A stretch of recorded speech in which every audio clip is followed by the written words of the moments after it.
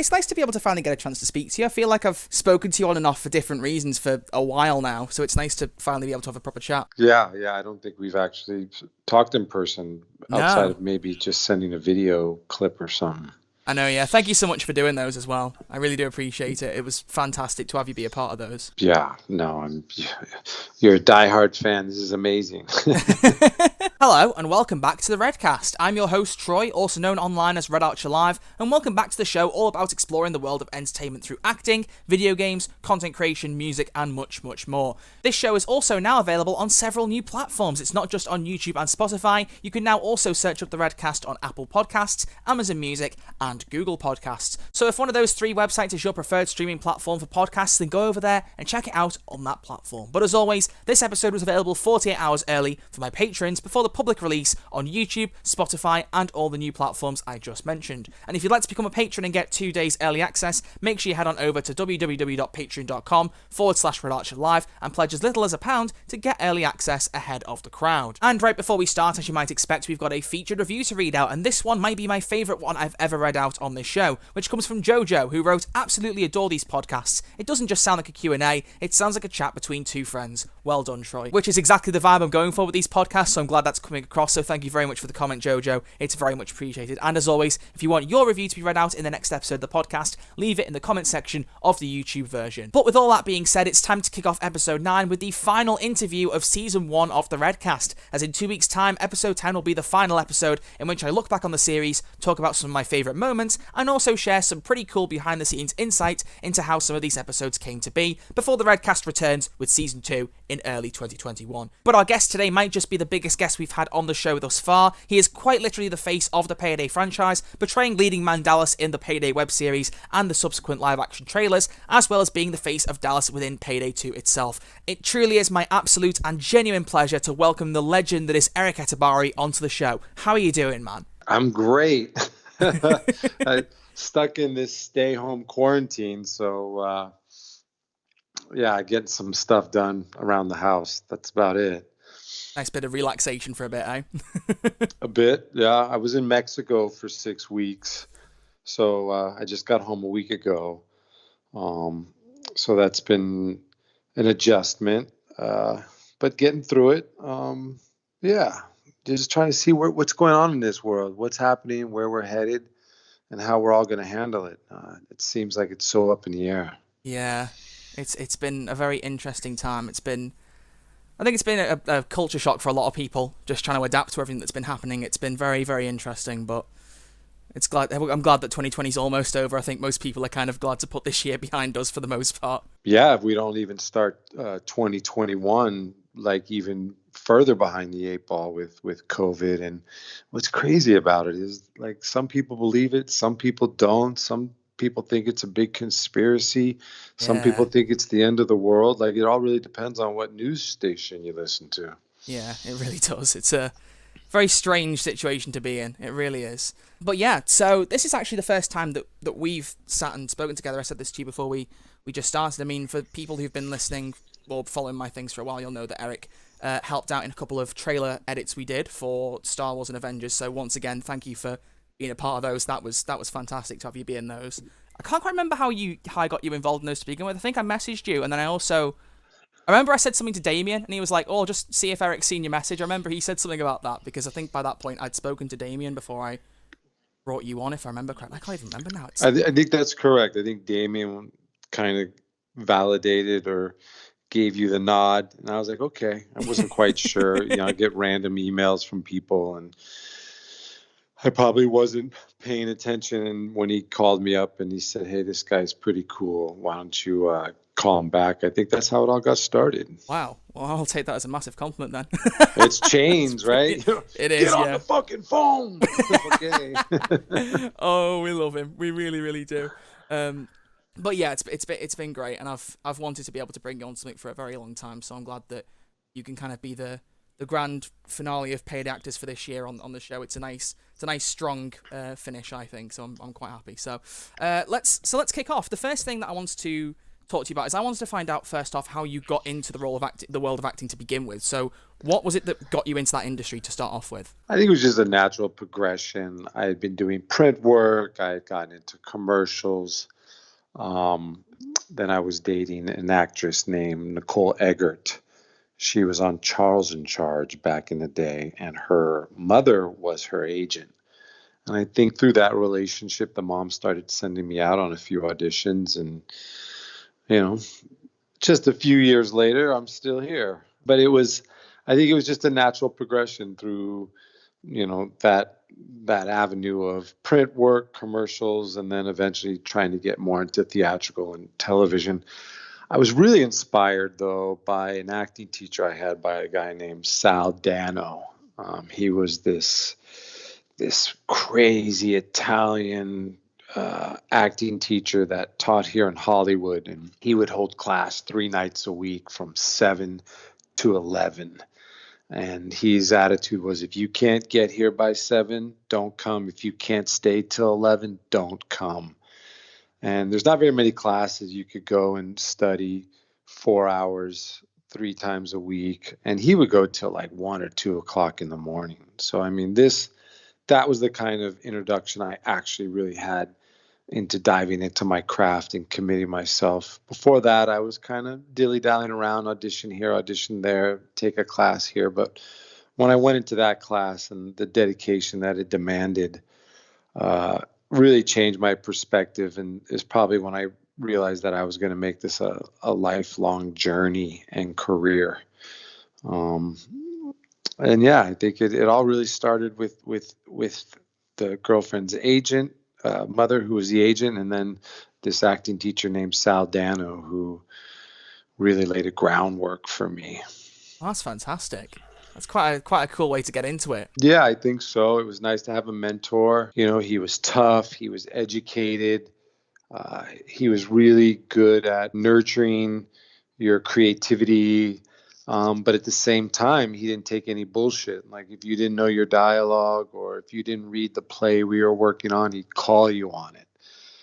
He was an intimidating guy, but I respected that. I needed somebody like that. I needed a tough guy. I played a lot of sports, so I really responded well to coaches and stuff like that. So to have an acting teacher that kind of had a powerful approach, a strong approach, maybe even a bully approach, but still was sophisticated and smart, it worked for me. And they always say it'll be the best time of your career is sometimes in class. And I put it right up there with a few of the jobs, just being in class, working 3 nights a week, all night long, with a teacher that was just a maniac. It sounds good. Yeah, I think a tough love kind of coach is probably the best kind of person you can have. They really make sure. For me, it is. Yeah, staying on the straight and narrow and putting in the effort that you need to. I know I can understand that. Yeah, being quite important. Acting can also be sensitive and need a lot of nurturing. It really just depends on what you respond to. People will always ask me like, hey, what do you recommend? How do I get into business? What class would you suggest? And to me, it's like whoever incites your creativity, whoever gets you motivated to go to class, gets you excited to study, gets you excited to work hard, that's the best teacher. There's so many techniques. There's not one technique for anybody. But if you find someone who can enlight passion in you and dedication and keep you motivated, especially in a job that's so difficult and far and few between, I think that's the guy. That's what I always recommend. You'll know if it's a class like, oh, I can't wait to get back to, versus a class, oh, God, I got to go to class. Those are the differences. Definitely want the one that you can't wait to get back to. Yeah, that's definitely the best one. Keeps you interested in the industry, for one thing. You don't want to be getting tired of the classes and then kind of going, well, is this what it's going to be like going beyond this, Exactly. Yeah. Well, then let's fast forward a little bit. So you've had your acting classes, you got into the industry a bit more. Let's take a certain theme that I think you're expecting this to be quite common throughout the episode, but let's talk next about how you managed to land your job with Payday. How did that come about? There was one of the founders of Payday was a guy named Damien Lichtenstein. And I had known him. He was a filmmaker. He had done 3,000 Miles to Graceland, that movie about Elvis with Kevin Costner. And they were ready to go into Payday 2 and do some live action video. I think the webisode was my first introduction. and he was directing the webisode. So basically he called me up. I had to come in. I auditioned, and he casted me, he casted Damien Poitier, he casted a few other people, and then that's where it all got started. I think it all started with the webisode. From there, it just kind of stuck, and next thing you know, it's like 7 years later, we're still doing Payday. It's been fantastic. It's been quite a ride. I think it's kind of weird, strange with Dallas in the way that it's different in that the person that portrays him in the game is not the same as the person playing it in the webisode. I remember finding that quite confusing when I first realised it, but do you have any idea as to why you were not asked in the voice? Or originally I think I was brought on as a visual, and then I think the original Payday, Simon, is it? Yeah, Simon Kerr. Simon Kerr had just a really strong following, fantastic voice. Yeah. And I didn't think they wanted to move too far away from that, even though they wanted to rebrand and re-image the character. And I had no problem with that. I thought he sounded great myself. And so that was kind of the agreement. I would then become kind of the face, and he would continue to do the voiceover. As long as we were doing all these cool live action trailers and stuff like that, I was fine with it.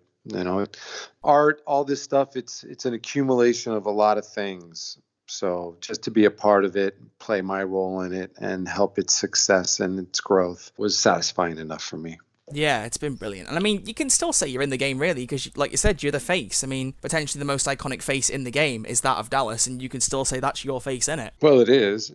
So, yeah. So, yeah, that's fantastic. But yeah, so let's talk a little bit more then, going into Payday a bit more. Out of all the recordings you've done, because there have been quite a lot of live action clips over the years. I mean, there have been tons and tons, and for a lot of the actors, there are some where they come in for different ones. So Damien in particular has done quite a few of them, but you, obviously being Dallas, have had the most recurring role across these live action trailers. So I want to talk a bit about your favourite one. Out of all the ones that you've done, which one stands out to you as the one where you go, that was my highlight as Dallas in Payday? I think it was the Hardcore Henry. That was our biggest production. That is a fantastic trailer, yeah. And you had that guy Shalto, and he had just come off the Hardcore Henry movie with that director Ilya. And that production, Bokeem Woodbine's in that one. Damien and I, just the explosions. I thought that was, out of all the trailers or live action stuff we did, that one really had a Payday feel, guns blazing, stylized, explosions. It had everything. That was an epic shoot. That was one of the more epic shoots Payday's ever done. And I really like that. On an acting level, though, I'd have to say The Dentist with Giancarlo Esposito. That guy is fantastic. He's got a fantastic voice. He was probably my favorite actor outside of like Damien I worked with in all of it. So it'd be a toss-up between The Dentist and possibly Hardcore Henry. For full production, Payday, guns blazing, you got to go Hardcore Henry. For straight up acting with another character, The Dentist was probably my favorite. Yeah, I can imagine. I mean, most of The Dentist is just literally you and Giancarlo just one-on-one talking to each other, and you can just see the acting talent with both of you. The way you two played off each other in that was fantastic. It really worked so well. I remember watching it for the first time and feeling genuinely intimidated. Dallas is meant to be the tough guy, he's meant to be the guy that's in control, and all of a sudden he's in this situation where he's not in control, he's being told things that he doesn't know, and it was so well done. I thought the performances were fantastic. Giancarlo is definitely one of those guys you just show up and hope you can keep up. He comes in guns a-blazing himself, and he's really one of those actors. You don't have to work too hard. You could just kind of ride his coattails through a scene. He does a very good job of the kind of like the cool and calm bad guy. It's kind of like similar in the way he was Gus in Breaking Bad, and even now in The Mandalorian. I think the way he presents himself is fantastic, and the way he performs is so well done and so well crafted. He was in Do the Right Thing, Spike Lee's one of his first movies. Yeah, he was. People don't realize that. Yeah, same voice. You could hear his voice. It's fabulous. And I just read an article. Somebody sent me something because they knew I had worked with him, where one of the actors found out that he was showing up on the show, and he's like, "Oh my God, this must mean I'm gonna die." Giancarlo is here. But yeah, that was fantastic. And as for Hardcore Henry, yeah, like that. I think what I like about Hardcore Henry is it's very much what you said. It's very Payday, the way it's done with the explosions or the gunfights and just the general Payday feel. I think is brilliant. But I think one of the reasons that these live action trailers in particular past the web series succeeded so well was that they weren't just advertising what was being added to the game, it was adding a story element that wasn't present in the game. It was adding more to it overall rather than just rehashing what you were seeing in the game. And I think Hardcore Henry did such a good job of that, like that whole isolated story of going from point A to point B to point C, and it connected so well, and I think it was fantastically produced, and it was really, really good. And a wonderful way to introduce new characters to the game. Yeah. You know, and look, I mean, what a journey from Rod, Perlman, to Giancarlo, to Sharlto. I mean, we really had some really cool lineup. Yeah, what was that like with Ron Perlman coming onto the scene? How was your relation with him when you were filming the bike heist together? I mean, it was quick, it was simple. He's a no bullshit kind of guy. He just shows up, he does his thing, and he's out. Just kind of like how he delivers the dialogue and does the scene. He steps up, you know, here I am and here I go. I'm like, okay. You know, very little small talk, but what a presence. I remember there was a moment where just kind of face to face, and it was like one of the first times I felt uneasy. He just kind of has that presence. He's got that face. He's got that voice. Yeah, he's a big, big hulking guy too. He's not little. I think out of most of the actors I've ever worked with, for the first time, I was like, I feel a little something here. What's going on? A little nervous. Yeah, I mean, yeah, he does pull that very kind of stern look on his face quite well. That can like put you in your place kind of thing. Be like, oh yeah, yeah. Well, he's made a living at it, right? Yeah, exactly. But yeah, like there's been so many trailers. I think it's fantastic. And even when you come towards like the final cutscenes, which is something I definitely want to spend a good bit of time on, because by the time we got to those final cutscenes, I think it'd been a year and a half ish since the last live action thing, and I think we'd all got to a point where we're kind of like, oh, have they toned down the live action trailers now? You know, there's not as many as there used to be, and it was kind of getting a bit, you know, a bit sad that we weren't seeing so many. And then this big ending comes up. We got the White House. You've got first off what we thought was the only cutscene of this funeral, and everyone just suddenly went, "Oh my god, more live action stuff!" And then you watch the trailer, and you're like, "Oh my!" Like it was such a mind blowing little funeral scene, and for something that had no dialogue whatsoever, it was fantastically done. Yeah, I thought the funeral, that moment, the music, the shots, the rain, the dropping the masks in the grave, that was probably one of my favorite shots in all the live action trailers. It had a really impact. Yeah. And the music too. If you really listen to the it's intense. It was intense. And when you could say so much without saying anything, I think that's good drama. Yeah, that's literally what I was about to say, because I remember when I first watched it, I think the trailer was uncovered because the heist came out a lot later than it was planned to on a certain day. I think it only came out at like 11 o'clock my time-ish. At the time, I wasn't playing Payday on PC. I was only on console. I'm not sure if you're aware of consoles being a bit further behind with the content compared to the game on PC, but because of that, I couldn't even play the mission. So I was like, oh my god, the White House, this is cool. And then just went to bed thinking nothing of it. And I remember getting in bed and just seeing my phone pop up with Payday 2 The End. And I was like, what? It just came out of like, yeah, it came out of left field. So I thought, what is happening? And then I watched this trailer and I'm just like, there's no dialogue. And yet I'm not ashamed to say that it literally had me crying at the end. I thought, oh my God, they've killed Bain off. They've just done this really emotive, like 2-ish minute clip with no dialogue. And it was so beautifully done.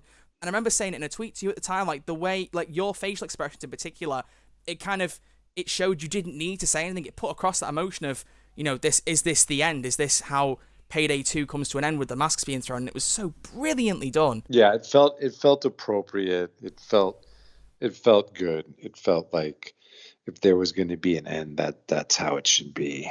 I don't want to get arrested. You don't want to get shot. You don't want to die. You want your legacy to live on. And I think that really embodied that. Yeah, 100%. I really do think it did.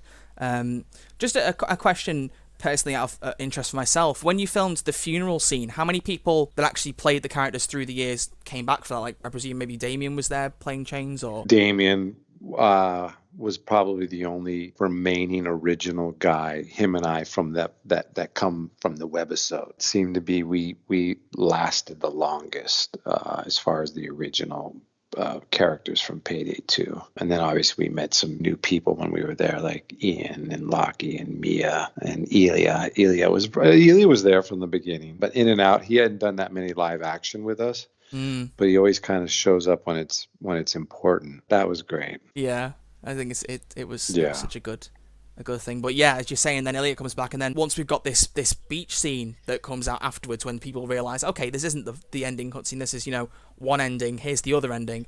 And that, I've got to say, I mean, it's been a very common pattern. I think Damien and Ian and Ilya are all kind of agreed on this, that the Barcelona beach scene was such a fantastic set piece of being able to kind of close off, I suppose, the Payday story, and have as many people that were there before as possible come back together, unite, do this one last trailer, or live action clip, I should say, rather than trailer. And I think it was a fantastic end to it. I think it was really well done. Yeah, it was interesting. I enjoyed the whole time at the beach with the fellas. It kind of had a feel good, although maybe just ending with the masks in the grave might have kept it a little darker, more mysterious. I always thought that would have been a great way to just disappear. Ooh, so you think that was the better ending?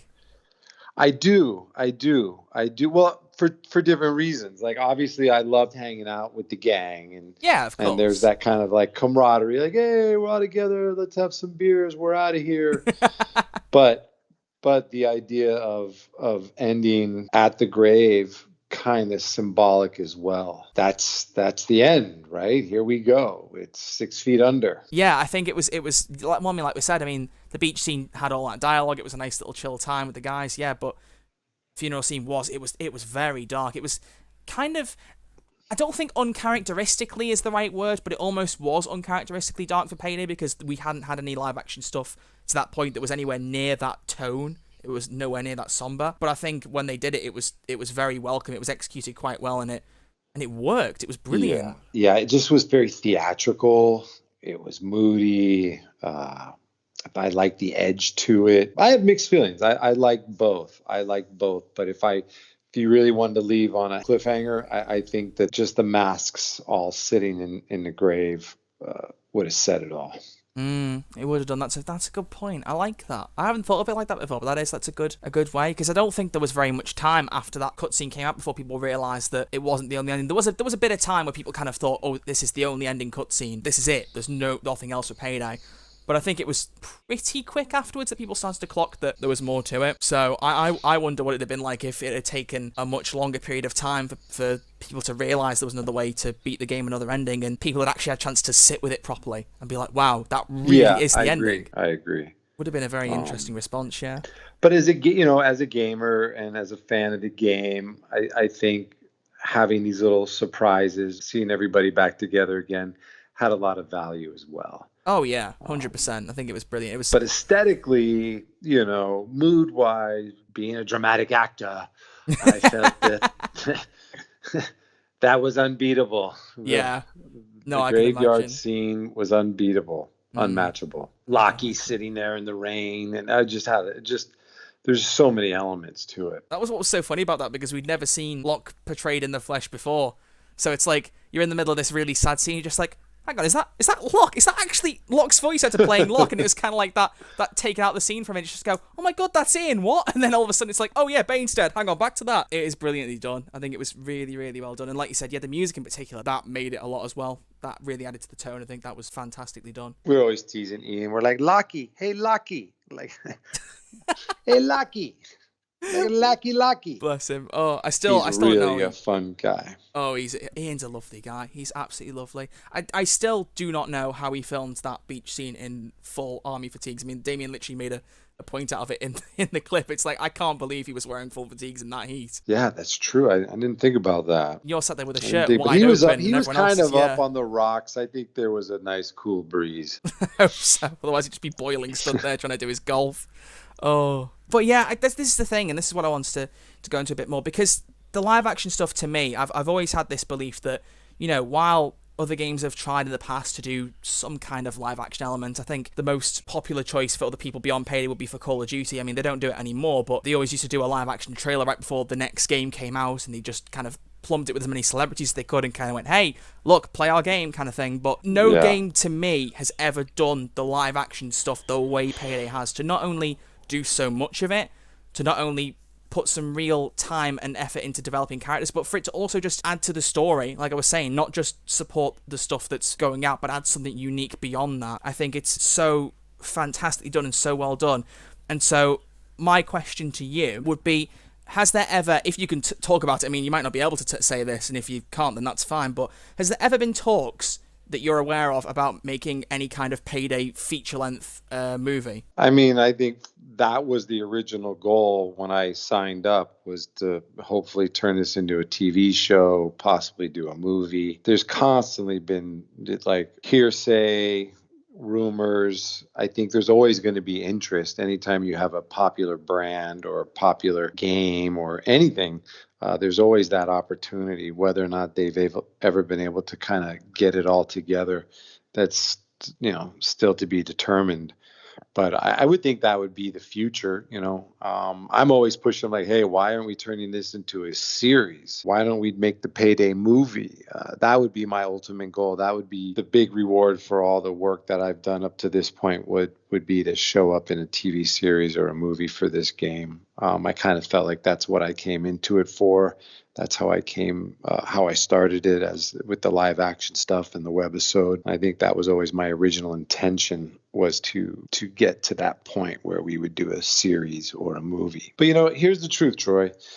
The Payday community's big, but I don't think they're vocal enough. Yeah. And the reality is, the things that get made, the things that people end up producing usually have a big, loud support and loud voice behind it. And I know the Payday numbers are there, but I don't truly believe they're banging on the door for this stuff. I don't think they're calling of duty. They're not putting out a call of duty. They're not demanding more. And I think for me, as an outsider, as an actor, and Damien and I have always really invested in engaging with fans, doing the cons. That was some of my favorite stuff, was the live Payday cons that we did. And when you see the group of people showing up and that support, I'm always thinking, God, nothing could stop us. But then after that, it kind of quiets down.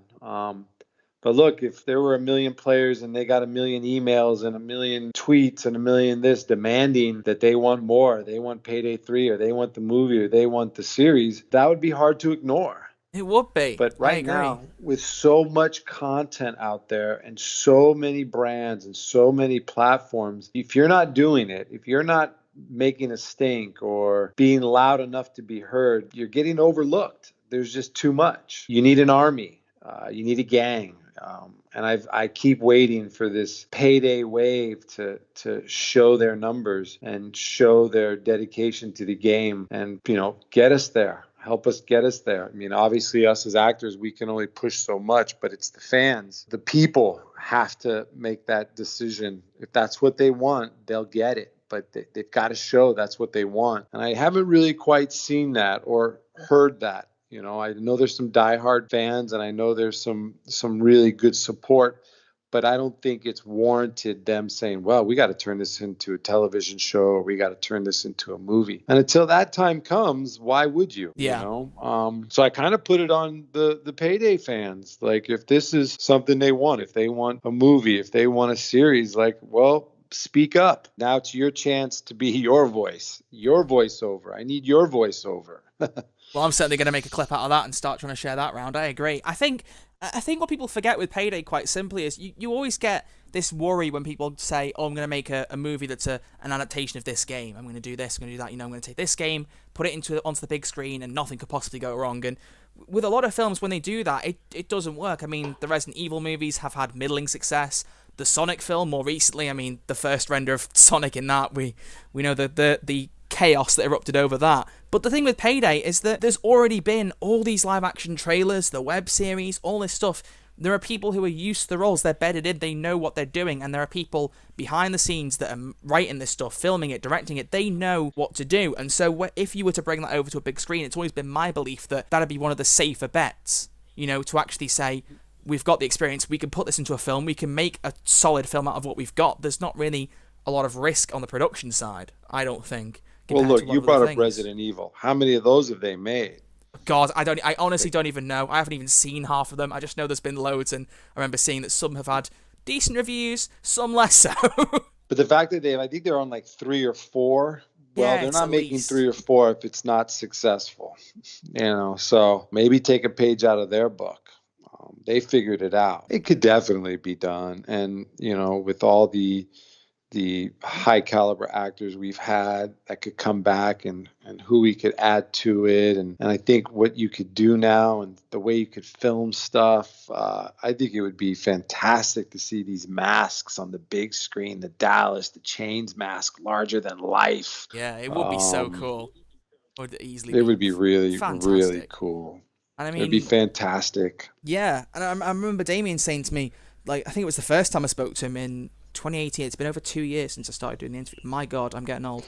No. I remember him saying during that interview that Overkill recognised that the live action stuff was getting a lot of positive reception. It was getting popular, and that they increased the budget in a lot of these things as they went along, which is testament in nothing else, if only, but Hardcore Henry. As you said, all the explosions, all the gunfire, all that stuff, it was clear they'd put far more money behind it because they knew how well they were being received. So I think they've got the formula down. They've just got to translate it onto the big screen. I don't think it'd be a difficult challenge in any other sense than money. I think as long as they get the funding for it with all the problems they've had, I think they'd have. But the challenge is the audience. Exactly. The money follows the people. The money follows the mass. The money mass. We need the money mass. The masses come out, the money will come. That's just the way it works in the entertainment business. Believe me, if Starbreeze ended up with 1 million messages that they want something, you'll get it. Now, if it's just a couple hundred people, well, thanks for the support. We appreciate it. And yeah, and I don't blame them. It's just too competitive out there now. There's so much content. There's so much going on that if you don't have that push, if you don't have that mass vocal, diehard group, it's tough to manifest something. And I think it's there. I think that the fan base is there. I think, video game people are possibly slightly more private. So it might not be at the top of their mind to hey, be vocal about this because, you're at home. It's an intimate setting. But from my experience, those groups or those brands that get the biggest mass voice tend to get more success and more opportunity to explore and expand and answer that call to the public, to the fans. It was like the gaming cons that we did, the Payday cons. Those started to grow. They started to get bigger and bigger and bigger. And I think it was due to the word of mouth and the experience that the people were getting, and they were showing up. We were kind of hitting capacity. And I always thought that was a great way to really stay connected to these fans, show them our dedication, and hope to earn their dedication. That's my thoughts on that. No, I agree. It's great to get you to be not to get you. I mean, you just naturally are passionate about it. I think it's brilliant, and I hope that at some point down the line, I think if it was going to happen, it probably wouldn't happen until after they put Payday 3 out, which we can talk about shortly. But I think provided Payday 3 gets off on a good footing, I think hopefully they'd have the money to consider it, and all they need then is, as you've said, for people to push for it, to actually be like, you know what, you've done these live action things so well for so long. Take the gamble, make a series or make a movie, do something where it's like a proper connection. Because I mean, even with the web series, when that came out before Payday 2, I mean, it has its flaws, and I think the main flaw with that really is I don't think the episodes overlap as well as they could, and I think the last episode kind of leaves it a bit too open-aired, and it's never really pursued. It's kind of like a strange ending. But the actual format of going episode to episode, having these characters, introducing them, they've already done once before. Like if they step up a little bit more, add a couple more episodes, put some more characters in, extend the length, they've already got a series idea right there. Like I think it could be something fantastic. That was the first thing we did. So no one was really sure what we were doing. Yeah. Everybody was brand new. It was a new concept. It was like we're trying to be innovative, and from that you build, from that you grow.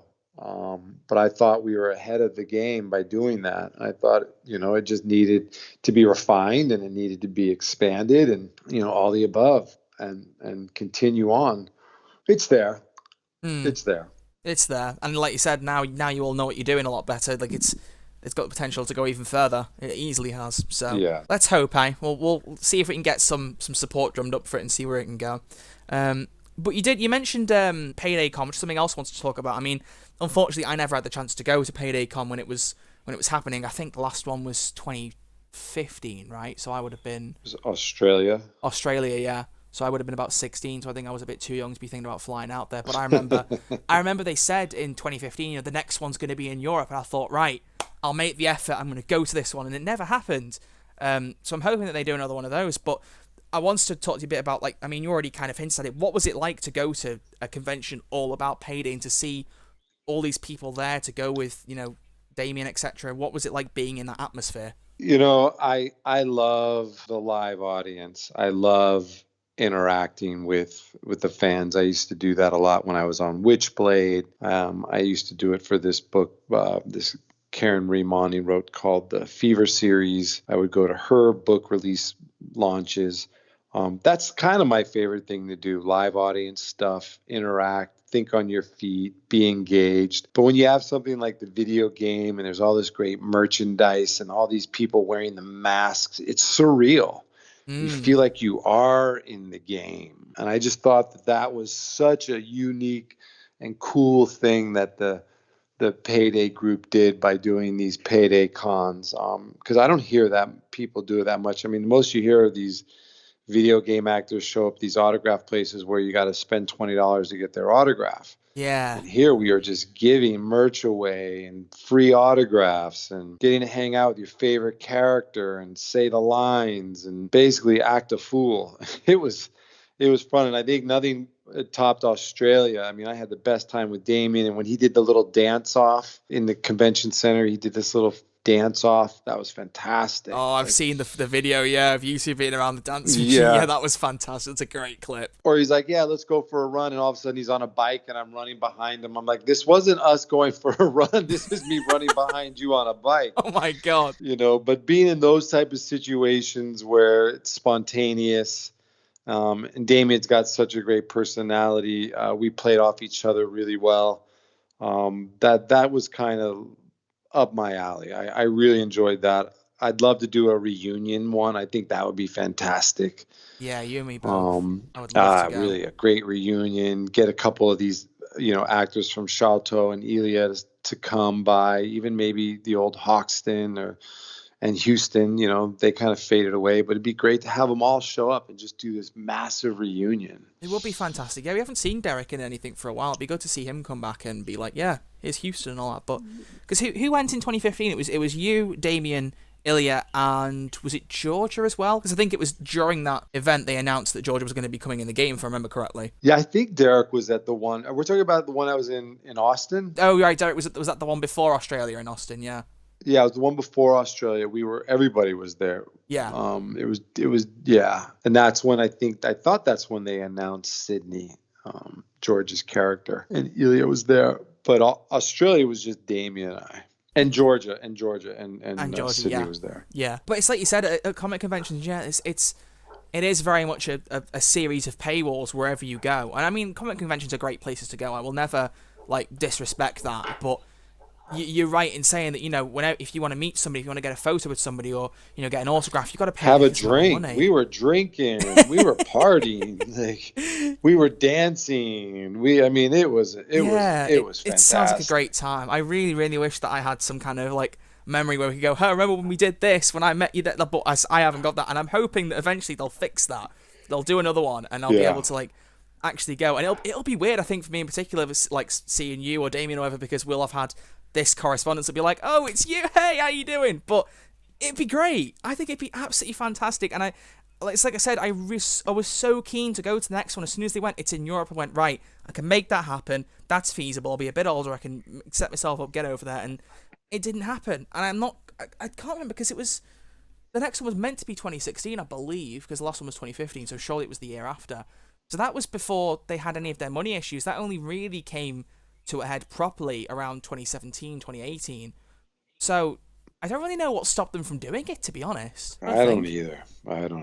Yeah, there must have been some reason, but I'll have to look into that and see if we can figure out what the reason was. But yeah, that is something they definitely need to bring back. I think it was such a good time, and like you said, it sounds like it has just such a lovely, more kind of family style atmosphere where everyone's just here to have a good time. It There's not really really was. much, It really was. Yeah, there's not much to pay for. It's just you're there, you're having a good time, you're hanging out with fellow fans and the actors and like developers, whoever shows up. It just sounds great, and I would really do hope they do that one again. I think that would be fantastic. I really do. Yeah, I think it'd be an interesting way to launch. If they ever get it together and attempt to do Payday 3, that'd be a great way to launch it. Big live reunion. Well, speaking of which, yeah, exactly.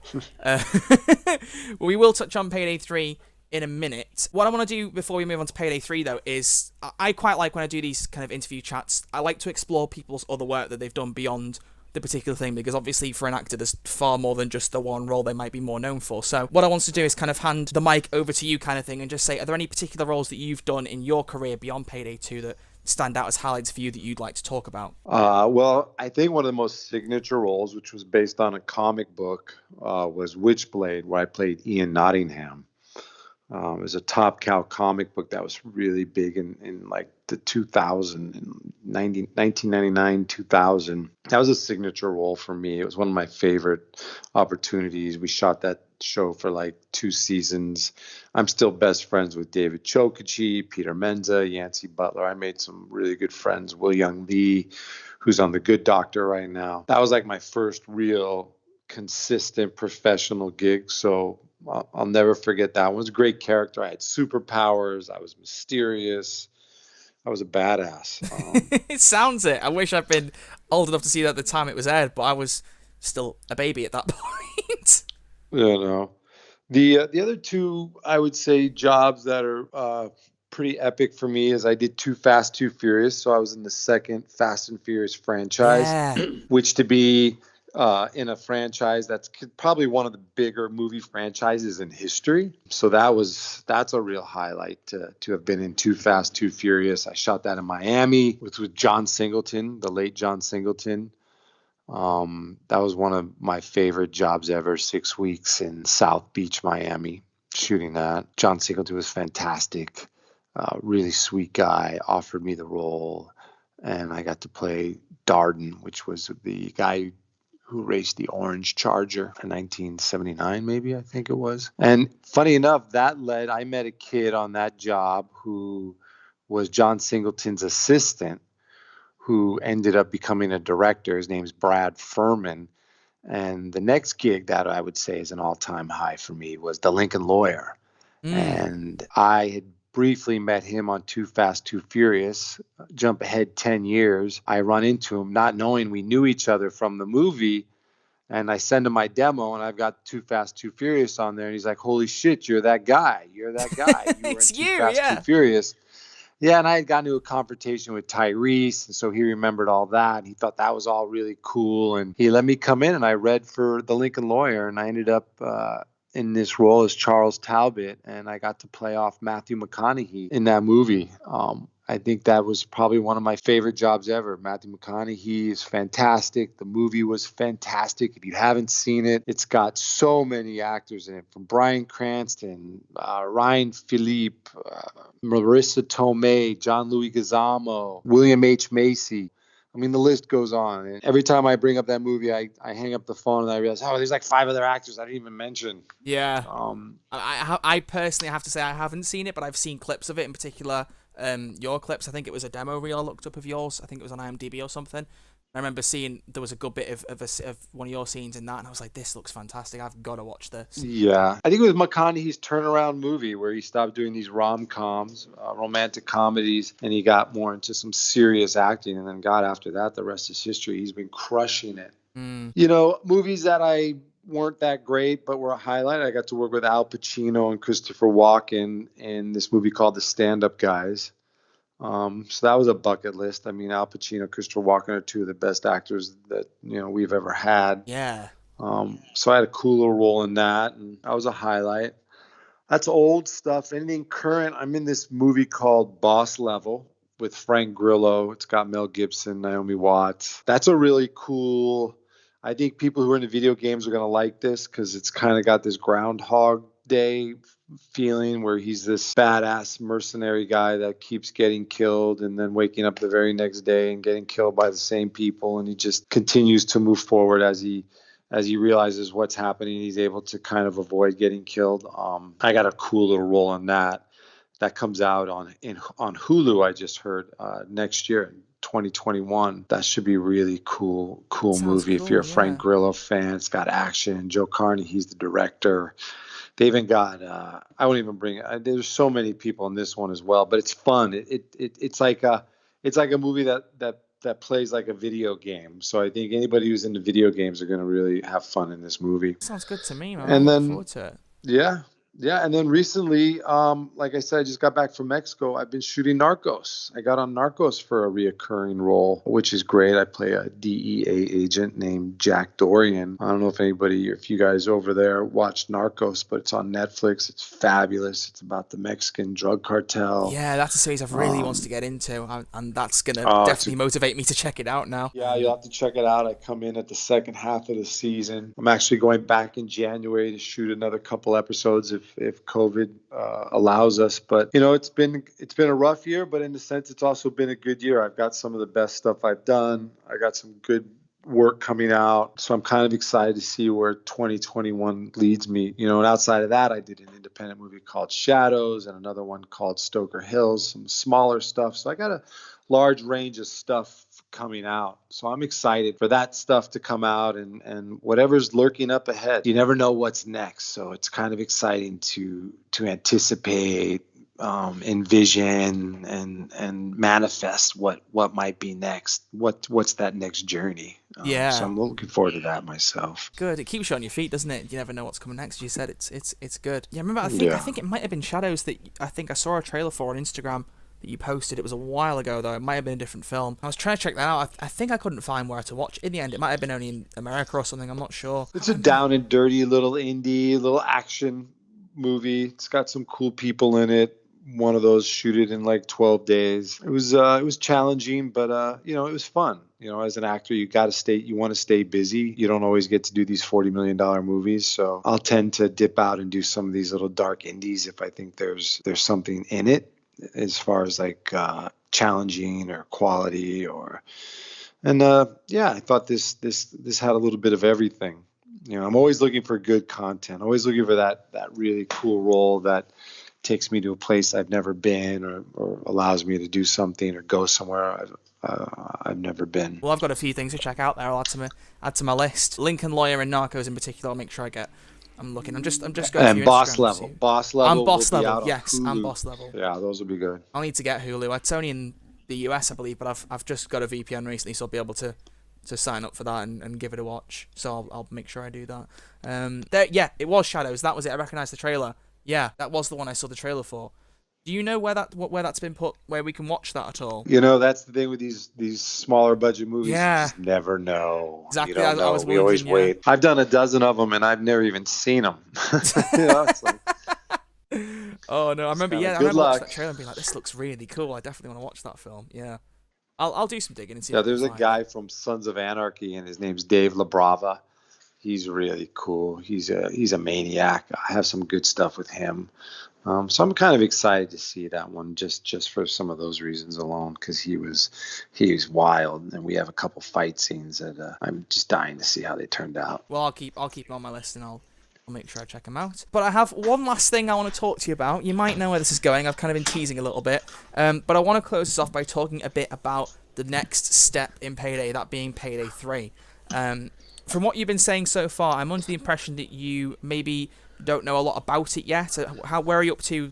What bits are you aware of when it comes to this next game? I don't know anything. I don't think they know anything. Like you said, they're trying to get back on their feet. But again, Troy, it really comes down to the fans have to demand it. You got a company that's trying to rebuild. You got a company that's looking for investors. They're looking for people to get behind them, to help them. And the greatest thing they have to show would be their support. And without that support, it's going to be really tough for them to get people to want to invest and move forward. And I know I'm beating that to death, but that's the reality of it. Payday took a hit. I think they're working on their recovery, but nothing helps recovery than knowing they got 1 million people behind them saying, we want you. Well, in that case, here's what we do know. So Payday 3 has It was first announced about 4 years ago as something they were working on in the pipelines, and then kind of obviously fell by the wayside when they started to have their financial issues. But now they're coming back and they're building up their finances again. They've made very clear Payday 3 is like their main priority. They've got people working on it now. It's been in full development now for a little over a year. So I think it was October last year they started actually building the game, and it's currently pegged to release between 2022 and 2023. That's about as much as we know at this point so far. Then let me rephrase that.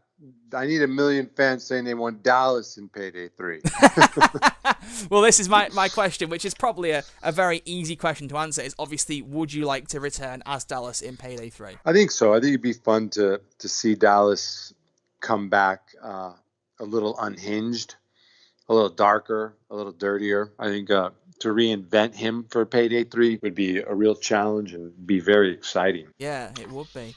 I mean, I just like, I really hope, kind of linking everything together, I hope that they keep the live action stuff as well when they go into Payday 3. I think it's been such a strong element of Payday 2 that obviously I think if they lost that going into the next game, they would lose a very important element of what makes Payday so good. So yeah, it'd be interesting. Do you have any ideas personally or any kind of wishes as an actor for where Dallas's character would go to make him darker, edgy, or anything you'd like to see potentially happen? You know, maybe he loses his brother, he loses his best friend, maybe he just gets involved with the wrong people.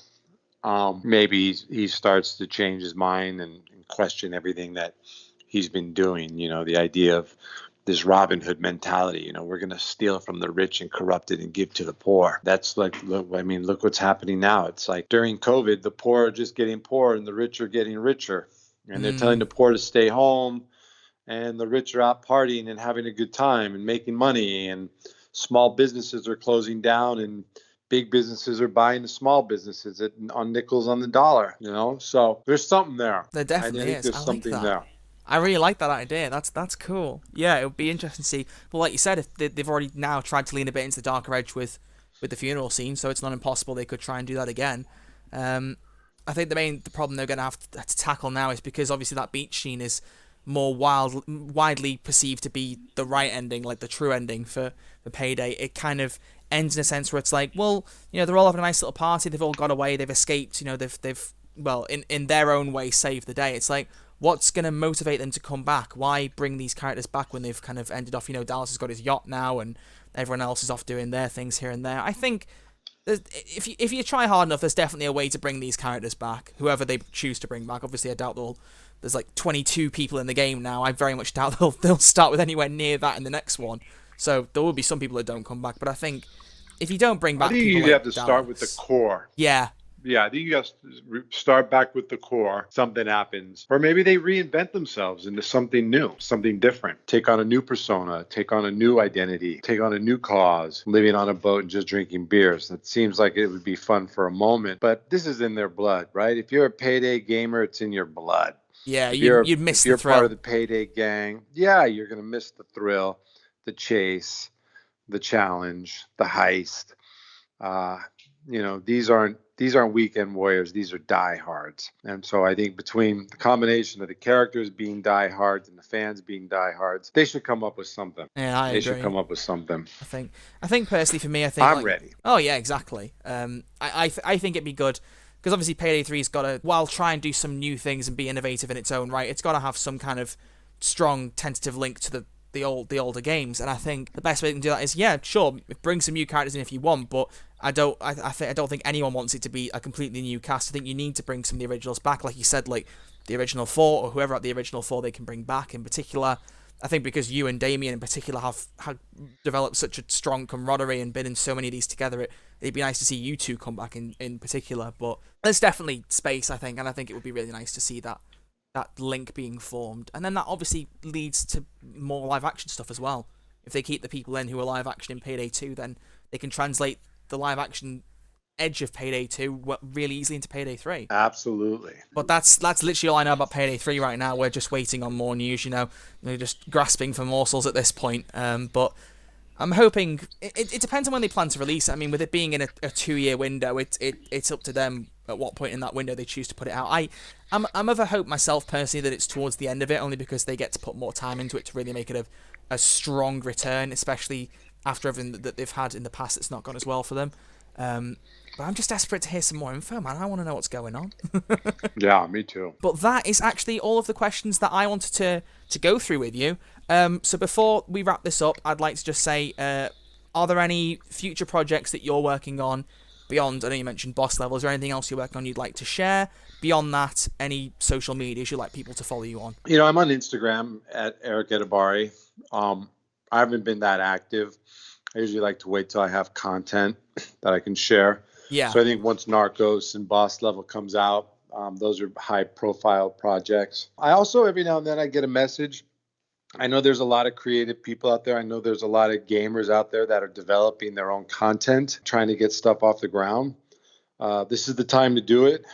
If someone thinks they've got something cool and they're looking to help get that launched, and they've got the ability to do that kind of stuff, you can always send me a message.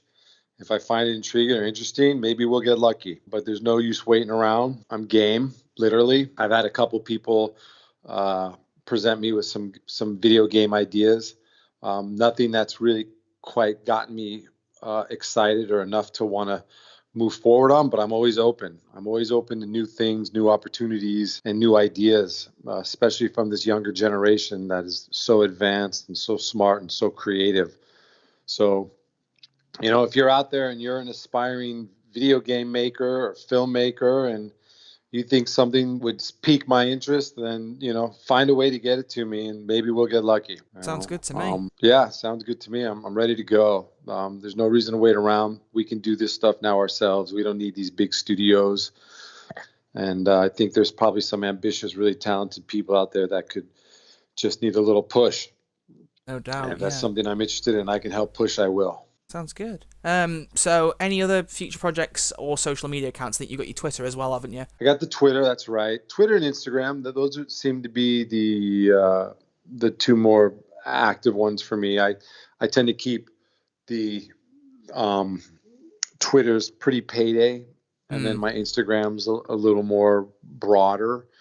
And again, I'll be more active on those once some of this content starts to release. I try to do it in waves. I'm not one of those people that are going to spend all day posting random pictures of what I had for lunch and here I am in front of this. Here I am in front of that. Here I am in front of this. Exactly. Yeah. Here I am. It's the same guy in front of just different pictures, right? So I try to keep it more content based, or current events that I'm involved in or things that I support. So if you want to catch up on that, that's where I'll be during those times. Perfect. Well, in that case, that's everything that I wanted to ask you. So thank you once again. Honestly, it's been an absolute pleasure to have you on. I'm so glad that you agreed to come on and have a chat. It's been an absolute blast. Awesome. Thank you, Troy. Keep up. I know you got a great fan base. People love what you're doing. It was fun to kind of roll through all this and rehash this all over again. I kind of put it behind me and I put it to bed so my expectations don't get too high when things don't come through. But when people like you reconnect with us, it just brings it all back alive. And I'm able to live through some of these wonderful memories that we've had on this Payday journey for so long. And I miss them and I enjoyed them and I look forward to them in the future. Oh, thank you, and I really appreciate that. That's one of the things I love most about the Payday live action stuff. I love taking it and rehashing it into different things. I mean, I literally last night, I don't know whether this will be out by the time the podcast episode goes up. If it isn't, then I'll let the cat out of the bag. It's just a little kind of video I've been working on. But I made the Friends intro as a Payday thing last night. I was up until like 5 a.m. editing that, and that was hilarious to do. I just love taking the live action stuff and rehashing it and making it into different things. It's something that I absolutely adore, and I mean that's another reason why I want more live action stuff. I get more material to play around with. I think it's great. That's hilarious. Yeah. I'll send you the link to that after this if you want to have a look at it. But please do. I haven't made the full thing yet. I've only done the intro, but I will send you the link to that. But no, it's so good, and there's just so many reasons why I love the live action stuff for Payday, and yeah, it's a really special thing, and I think it's something so unique. There's so many games out there, but there's never been another one to me that pulls off the live action stuff in the way that Payday does, and I hope they remember that and continue that going into the next game. I really do. And I'm with you with that. Exactly. But if you don't mind for a moment, I need to do a bit of self-promotion now. As I say to everyone else who's listening, thank you very much for listening, watching, whatever platform you're on for the Redcast. Thank you very much for listening. I greatly appreciate it. If you have enjoyed, as always, you know what to do. Follow the podcast if you're on an audio platform. If you're on YouTube, make sure you've liked the podcast and you've subscribed and leave a review down below for the chance to be featured in the next episode. And as always, as I've said, if you want 48 hours, do you know what? I've done 9 episodes, Eric, and I constantly get the early access time wrong. I don't know how I keep doing this. It's quite embarrassing, but we'll let it slide.